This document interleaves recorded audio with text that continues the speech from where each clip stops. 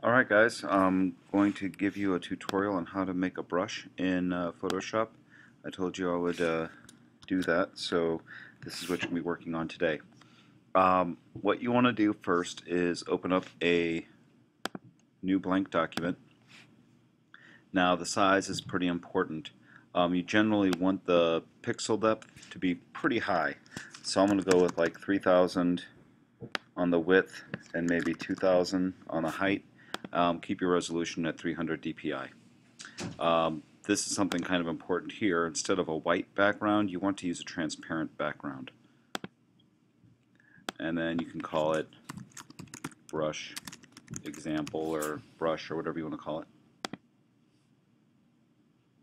Now you can see the old one that I just made. But I'm going to show you how to make something like that. So what you want to do is take your brush here, or your canvas here, and create a brush with, whatever. So I'm going to take my brushes here and I'm going to make something kind of funky. So I'm going to go with, maybe 19 and keep it pretty much hard. I'll make something there, maybe something there, there, just making a scatter pattern. Now the trick about scatter patterns is that it needs to be random, but it needs to be uniform. What that means is I'm going to keep this more or less in a circular shape, but I'm doing a variety of different dots within that shape. So something like that's pretty good. Maybe a bigger one right there. Okay. Then I'm going to take this scatter pattern that I just made and I'm going to liquefy it. And I'm going to try bloating it out a little bit. See what that gets me. I'm completely experimenting here. I could even take my twist tool, do something like that. Let's see what that looks like. Okay, that's kind of cool. Alright, so then I'm going to save this as a brush. So what I do is I just highlight my selected area, what I want to be the brush dimensions. So I'm going to keep it pretty close to the edge there. Okay, and then it's a matter of going down to Edit, and you go down to Define Brush Preset, and I'll just call it Autos Scatter Brush. Alright. Okay, once that's done, now I can go to my brushes and you can see there it is. Autos Scatter Brush. It's right here. See, it matches up perfectly. I can come over here and do pretty much whatever I want with this brush. And not only that, but I can also make the size smaller. And not only that, if this looks too uniform, see going across, that looks kind of uniform. I don't think I want that. I want it to be a little bit more random. So I can fix that. Going over here to brushes, and I can look at this and say, okay, there's a couple things here I'm going to fix. First thing, maybe on my shape dynamics, I'll go and keep that on so it gets thinner towards the end. I go to my brush tip shape. I can rotate it, make it thinner or thicker, whatever I want to do with that. Then this is the cool thing. See the scatter? I can change this and make it scatter out. Or I can make it very, very uniform. But I think I want mine to be kind of scattered out. The count is how many times it will go on, how many times the ink will be applied as you drag it across. So the higher the number, the more ink is going to come out of your brush. So I'll keep that one down pretty low. There's a couple of other things I can do that are pretty neat. I can go to my, I'll keep that all the way up. Okay, besides the scatter, I can change that to pen pressure too. See, so it can really scatter more in the middle and less on the ends, just like, we were talking about with the pen pressure. But if I keep it off, then it'll stay pretty uniform. The scatter gets uniform throughout the entire stroke. So I'm going to keep it there.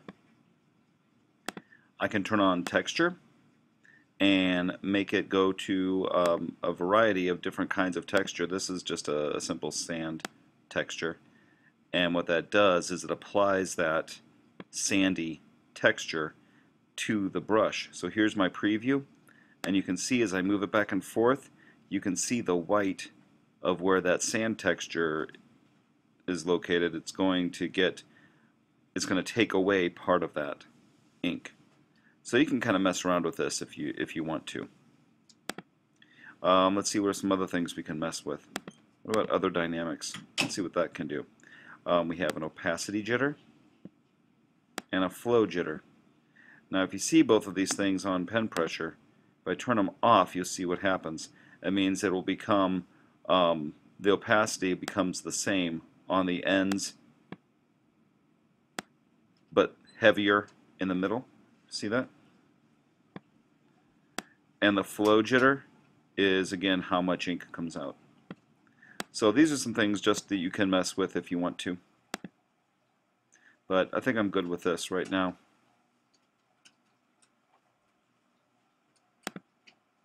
So my brush tip shape, I can go out and it really becomes very, very random. Much more random than it was. So this might be a really good thing to do with a dispersion effect. It might be a good choice for you. So that's it. Have fun. I want you all to now try making your own brush. You can do the same thing that I did with this brush. You can create a brush fresh from here. You can even start with something like this leaf. Let me make that a really big one. You can start with making a leaf and then even go into the liquify here and just kind of start messing around with them. I might take this leaf and kind of stretch it out a little bit. Go to my brush size, kind of twist my leaf around some. Well, that one looks kind of stupid. Here. Do something like that to it. Maybe bloat it out. Whatever. And then the key is you just highlight what it is. Oops. Didn't mean to save that. I gotta deselect. There. Then you just save that little piece that you want, and then you just go down here and you can define brush preset, and that's the only thing that'll be selected. So that's how you do it. So everybody make your own scatter brush to use with dispersion. It needs to be nicely scattered. It cannot look too uniform. You can even use a variety of different shapes to go with it. So for example, if you wanted to do this guy right here, and then maybe a couple big ones over here, and then some smallish ones over here, then maybe a medium one there.